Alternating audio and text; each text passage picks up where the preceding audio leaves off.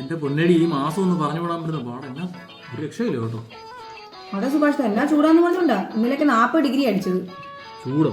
ചൂടിന്റെ അല്ല ഞാൻ പറഞ്ഞത്. ആകെപ്പാടെ 8500 രൂപ ഉണ്ട് ഈ മാസം പറഞ്ഞു വിടണം. ഈ 8500 വെച്ച് പറഞ്ഞു വിടണം. ചൂട് ആ പൈസയായി.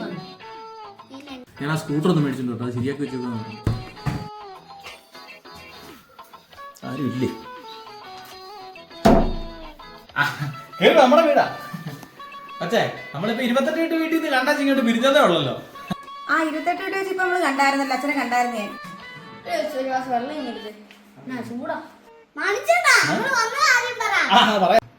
എടി മാള, ഞങ്ങള് 28 വന്നപ്പോഴത്തേക്ക് തുരുത്തിയിലെ ഉത്സവം. അപ്പൊ ഞങ്ങൾ ആ പിരിവ് ഏറ്റെടുത്തേക്കുന്നത്. എന്നാ പിന്നെ നമ്മുടെ ഇവിടെയുള്ള വീടുകളിലെല്ലാം കൂടെ നമുക്കൊന്ന് ഇതിൽ പിരിച്ചേക്കാന്ന് വെച്ച് ഞങ്ങളിങ്ങനെ ഇറങ്ങിയത്.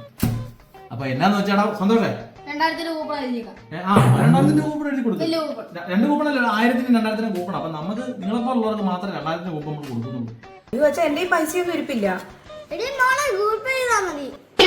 അടുത്ത ഞായറാഴ്ച പുനരുദ്ധാരണത്തിനോട് പിരിവ് വരുന്നുണ്ട്. അത് ഞാനല്ലെങ്കിൽ ചിലപ്പോഴത്തെ സന്തോഷ് കാണും, അതല്ലെങ്കിൽ ചന്ദ്രചേട്ടൻ കാണും. അന്നേരം നീ ഞങ്ങൾ അതോടെ കൂട്ടി എഴുതി എഴുതി.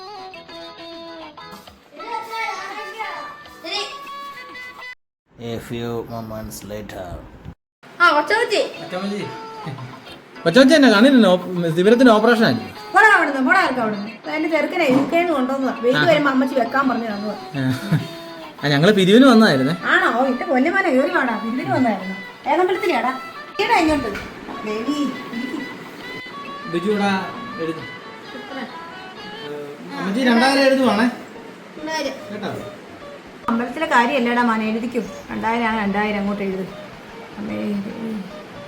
അമ്മ ഇത് എന്നാ അറിഞ്ഞിട്ടാ ഈ 2000 ഒക്കെ കേൾക്കുന്നേ? ഇതിപ്പോ 3-4 പേര് വന്നു. ആകെപ്പാടെ എന്റെ ഒരു 2500 രൂപ ഉണ്ടായിരുന്നു. അതിനകത്ത് ഇനി ഒരു 2000-3000 രൂപ കാണും. ഇത് എവിടെ എടുത്ത് കൊടുക്കാനായിട്ടാ? പെൻഷൻ എടുത്ത് കൊടുക്കത്തുള്ളൂ. പെൻഷനോ? നല്ല മഴക്കാറുണ്ടല്ലോ. എടാ കൊച്ചേ, വാടാ തുണി എടുക്കാം. കൊച്ചമ്മച്ചി, അതാ കണ്ണു വെച്ചേക്കുന്ന കാശിന്റെ മഴക്കാറില്ല. പെൻഷൻ പിരിവ് ആണോ? ഒരു കരിയോ ഒരു കുറ്റി ഗ്യാസോ അതിലേതെങ്ങനെയെന്ന് പറ, അത് ഞാൻ എഴുതാം. അത് നമുക്കിപ്പോ ആവശ്യം. എന്റെ പൊന്നി ചേട്ടാ, ഒരു ചെറിയ യുദ്ധം കഴിഞ്ഞിട്ട് എനിക്ക് ഒരു കുട്ടി ഗ്യാസ് കിട്ടിയത്. നിങ്ങൾ ചുമ്മാ ഓരോന്നൊക്കെ വിളിച്ച് പറയുവാണല്ലോ. അങ്ങനെ അപ്പുറത്താണോ? അവരെത്തിച്ചിട്ട് അങ്ങോട്ട് പോകണം. അങ്ങനെ ഒരു കാര്യമുണ്ടോ?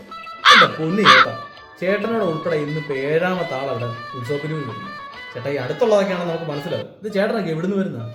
എന്റെ 10 രൂപയുണ്ട്. ഇത് അങ്ങോട്ട് പിടിച്ചൊരു രസീത് ഇങ്ങനെ തലം കറിക്കും. രസീത് ഞാൻ പിന്നെ പറയാം. എടാ മോനെ, അമ്മയുടെ പ്രഷറിന്റെ ഗുളിക ഒന്ന് മേടിച്ചോണ്ട് വരാൻ കൂടെ പോയി. പ്രഷറിന്റെ ഗുളിക ഇപ്പൊ അങ്ങോട്ട് ഓടിയത് 10 രൂപ.